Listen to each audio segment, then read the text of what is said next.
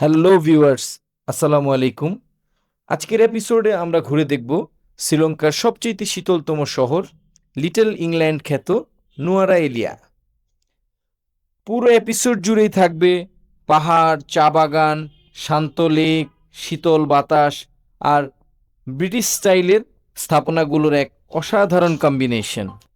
চলুন তাহলে next stop ট্রাভেলার্সের সাথে শুরু করা যাক আজকের এই অ্যামেজিং জার্নি। ভিউয়ার্স, ঘড়িতে তখন সকাল 8টা। আমরা এলা থেকে বেরিয়ে পড়লাম নুয়ারা এলিয়ার উদ্দেশ্যে। দিনের আলোয় এলা শহরটা দেখতে দেখতেই আমরা রওনা হলাম। খুব সুন্দর একটা সানি ডে আর মনোমুগ্ধকর চা বাগান। শ্রীলঙ্কা আর এই এই নুয়ারা এলিয়া অঞ্চলটা মূলত চা বাগানের জন্য জগৎ বিখ্যাত। এইখানে শ্রীলঙ্কার যেমন ফেমাস সিলন চা, আমরা মোরলে সবাই আমরা জানি, এটা একটা ওয়ার্ল্ড ফেমাস একটা ব্র্যান্ড। মূলত এখানকার শীতল আবহাওয়া চায়ের জন্য খুব উপযোগী। পথে যেতে যেতে টিলার উপরে একটা সুন্দর টেম্পল দেখলাম। কিছু দূর যাওয়ার পরে আমরা দোবার নামে একটা জায়গাতে আমরা আমাদের যাত্রা বিরতির সিদ্ধান্ত নিলাম নাস্তা করার জন্যে। জায়গাটা খুব সুন্দর, পাশে একটা জুম ল্যান্ড ছিল। আমি ওই জায়গাটাও ঘুরে দেখলাম কিভাবে পাহাড়ে তারা লেয়ার বাই লেয়ার পাহাড়ে কেটে তারা এখানে এগ্রিকালচার, ধান সহ বিভিন্ন শাকসবজি চাষ করে। আমরা যেই ছোট্ট একটা রেস্টুরেন্ট, এখানে ব্রেকফাস্টের জন্য যখন পৌঁছেছি তখন ঘড়িতে আনুমানিক 9টা। মাটির পাত্রে তারা তাদের খাবারগুলো সাজিয়ে রাখে এবং এটা একটু বুফে টাইপের। 5টা-6টা আইটেম ওইখানে থাকে। আমরা যেরকম ব্রেকফাস্টে রুটি পরোটা খাই, কিন্তু এইখানে তারা আমাদের দেশে যে সাদা গ্রামে যে রুটি পিঠা বা চালের পিঠা, ওই জাতীয় একটা সাদা একটা রুটি পিঠার মতো এটা তৈরি করে দিয়েছে আমাদেরকে। চিকেন, আদার্স মাশরুম ছিল এইগুলোর সাথে খাওয়ার জন্য। প্রচণ্ড রকমের ঝাল। শ্রীলঙ্কার মোরলেস সব খাবারেই ব্যাপক ঝাল। সো যারা ঝাল পছন্দ করেন তাদের জন্য এটা একটা ফুড হ্যাভেন। আর আমি বা আমরা যারা ঝাল অপছন্দ করি, আমাদেরকে আগেই বলতে হয় যে ভাই ঝাল কম দিয়ে রান্না করে দিবেন। যাই হোক, নাস্তার পরে আবার আমরা সামনের দিকে এগোতে থাকলাম। এটা একটা অসম্ভব সুন্দর একটা কটেজ, একটা চা বাগানের ছোট্ট একটা টিলার উপরে।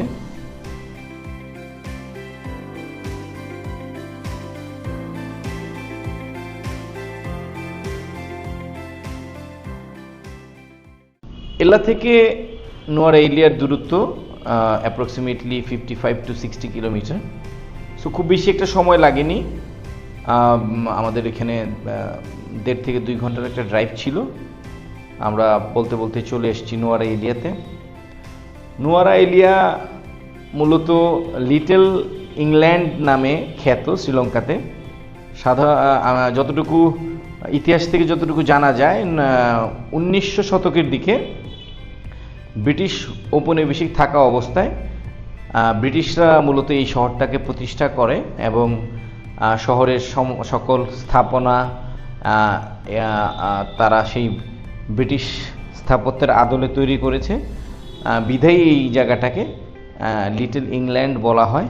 পাশাপাশি এই জায়গাটার ওয়েদার, এইটা শ্রীলঙ্কার সবচেয়ে শীতলতম শহর।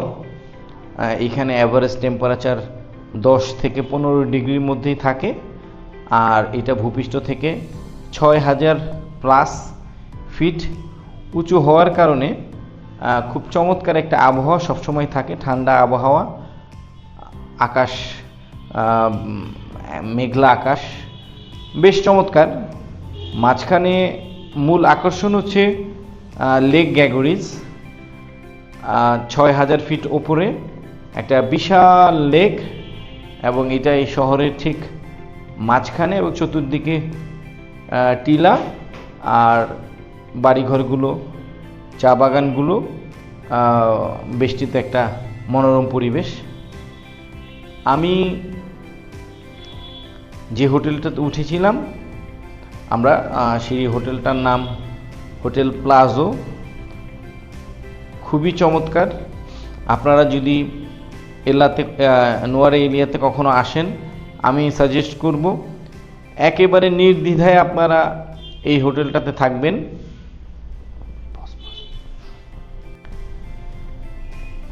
আমি Booking.com থেকে এই হোটেলটি বুক করেছিলাম। এক রাতের জন্য আমার আনুমানিক 2 রুমের ভাড়া পড়েছিল 10,000 টাকা বাংলাদেশি টাকায়, ইনক্লুডিং ব্রেকফাস্ট। এই হোটেলটার সবচেয়ে আকর্ষণীয় দিক হচ্ছে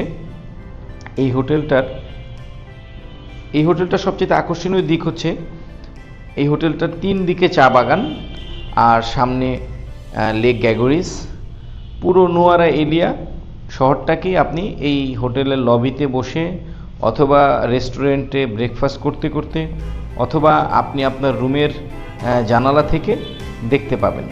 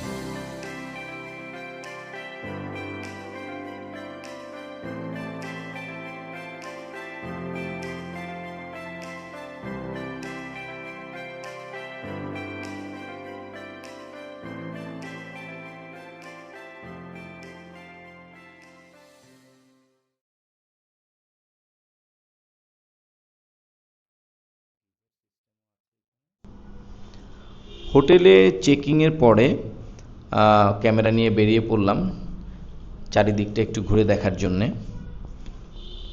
আমার হোটেল থেকে 2 মিনিটের পায়ে হাঁটা পথ লেক গ্যাগোরিস। ভিউয়ার্স, আপনারা যারা নোয়ারা এরিয়া ঘুরতে আসবেন, এই সময় করে এই লেক গ্যাগোরিসে বোট রাইডিং করবেন। চারিদিকে পাহাড় আর মাঝখানে একটা বিশাল লেক। বিভিন্ন প্যাকেজে এখানে আপনারা বোট রাইডিং করতে পারবেন। আমি যতটুকু জানতে পেরেছিলাম, শ্রীলঙ্কান 6,000 রুপি থেকে প্যাকেজগুলো শুরু হয়। 10-12,000 রুপি পর্যন্ত বিভিন্ন ধরনের প্যাকেজ এখানে রয়েছে।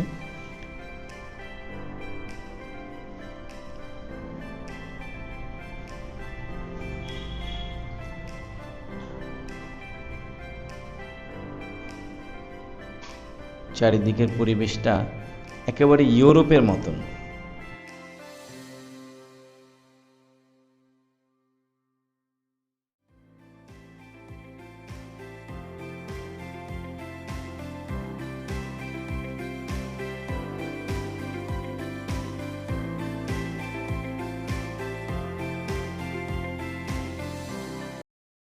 লেকের পাশেই, চা বাগানের পাশেই একটা ছোট্ট একটা গ্রাম, সম্ভবত চা শ্রমিকদের আবাসস্থল এইখানে। আমার খুব আগ্রহ হলো আমি একটু এই গ্রামটা ঘুরে দেখি। তো যেমনটা ইচ্ছা হাঁটা শুরু করলাম গ্রামটার উদ্দেশ্যে। বেশ শান্ত, একেবারেই কোলাহলমুক্ত একটা গ্রাম। হ্যাঁ, এটা চা শ্রমিকদের জন্যই তৈরি করা। ছোট ছোট বাড়ি,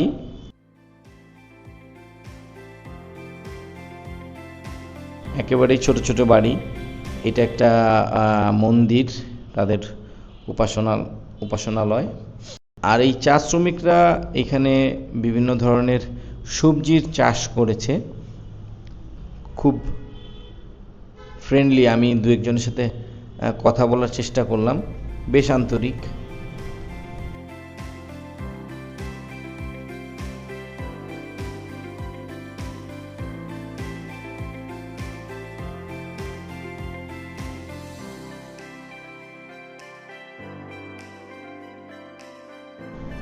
খুব ইন্টারেস্টিং একটা ব্যাপার, আমি দু একটা ভিনটেজ গাড়ি দেখতে পেলাম। চা শ্রমিকরাও যে এই জাতীয় শখ, ভিনটেজ গাড়ি তাদের কালেকশনে থাকবে, এটা আমার ধারণায় ছিল না। ছোট্ট সুন্দর পরিপাটি একটা গ্রাম, একেবারে চা বাগানের পাদদেশে। আমি হাঁটতে হাঁটতে কিছুটা উপরের দিকে উঠলাম, আর সেখানে একটা স্কুল দেখতে পেলাম। এটা এখানে যারা কাজ করে তাদের সন্তানদের জন্য। আর সবচেয়ে মজার ব্যাপার হচ্ছে ডান দিকের যে পিঙ্ক কালারের যে ভবনটা দেখলাম, এইটা হচ্ছে একটা ডে কেয়ার। যারা শ্রমিকরা তাদের সন্তানদেরকে স্কুলে পড়ার জন্য দিয়ে যায়, এবং এই ডে কেয়ারে তারা এখানে সুব্যবস্থা করে দিয়েছে, যাতে আবার বিকেলে যখন কাজ শেষ করে তারা বাসায় ফিরে তখন তারা তাদের সন্তানদেরকে এখান থেকে নিয়ে যায়। একেবারে অর্গানিক তাদের চাষবাসের ব্যবস্থা। আমি যখন সামনের দিকে এগোচ্ছিলাম তো দেখলাম যে একটা অ্যাগ্রো ফিল্ডে দুটো মেয়ে কাজ করতেছে। তো আমি তাদের সাথে একটু কথা বলার চেষ্টা করলাম। This is your farm, right? Yes. So what have you cultivate there? Carrot? Wow. Carrot. And the completely organic. Yes, organic. Organic, right? And that is your mother? No, my sister. Oh, your sister. So you guys working together, right? Oh, so you live where? What is your place to live? Next division. Next petition. Oh. দুই বোন দেখ কত সুন্দর গাজরের তারা একটা ক্ষেত করছে, কত সুন্দর করে ক্যানেল করে তৈরি করছে। So one thing, may I know what is your name? Stephanie. Oh, okay, Stephanie. Tell me about your education. I'm studying A-level. You still in study, right? So A level. Yes, A-level. Oh, Advanced level. advanced level. মানে আমি চিন্তাই করতে পারতেছি না যে সে A লেভেলে পড়ে। English medium, right? Not Tamil. Oh Tamil medium, but you can speak better English than me. Yes. Think of it, যে সে কিন্তু গার্ডেনে কাজ করতেছে, and this is the middle of the day. This water comes from the mountain, and this is spring water, right? Spring water. Their sisters, they are working together. Okay, thank you, Stephanie. Okay. হ্যাঁ, এই হচ্ছে গিয়ে ওদের gardening. এই যে এখানে carrot আছে, হ্যাঁ, লোক অর্গানিক।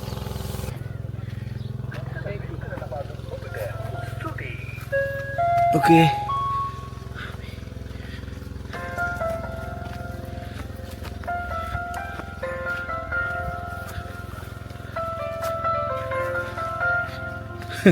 এটা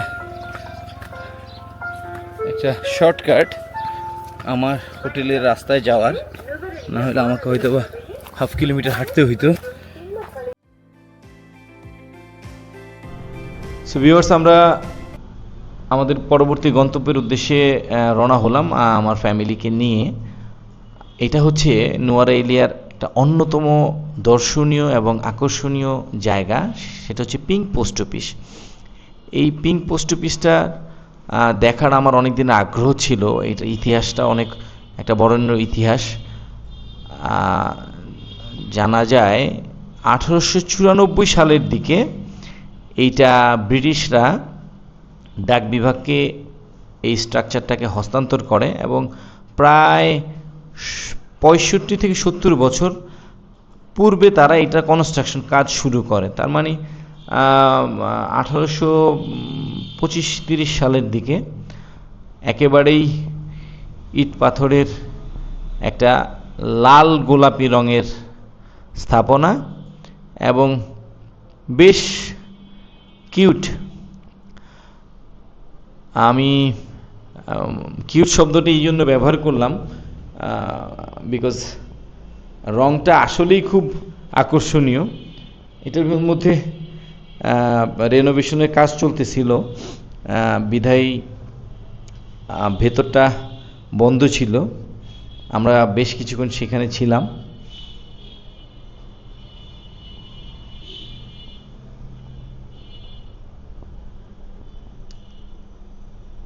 এই যে ক্লকটা আপনারা দেখতে পাচ্ছেন, এই ক্লকটাও অনেক পুরনো। এই ক্লক টাওয়ারটা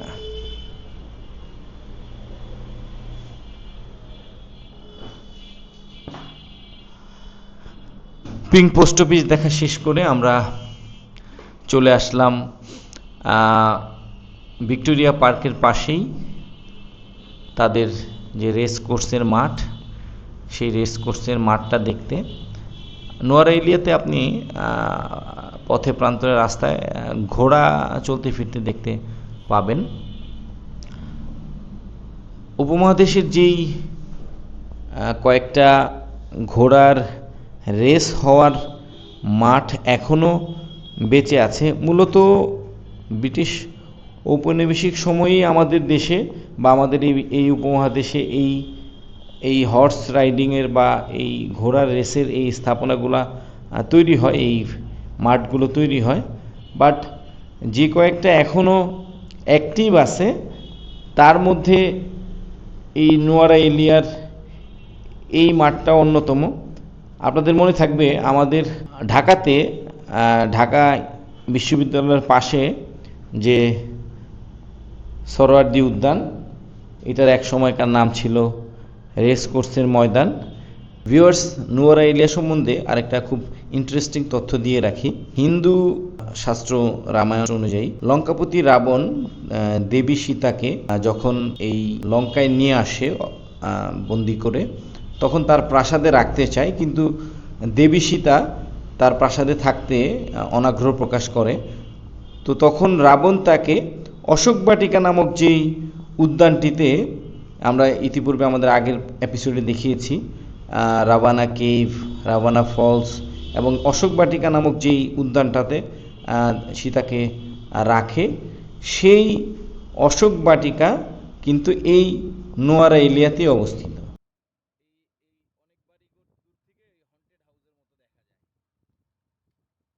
আমরা ভিক্টোরিয়া পার্ক ঘুরে আবার চলে আসলাম লেক গ্যাগরিসে। এইখানে ঘুরতে ঘুরতে আমাদের প্রায় সন্ধ্যা।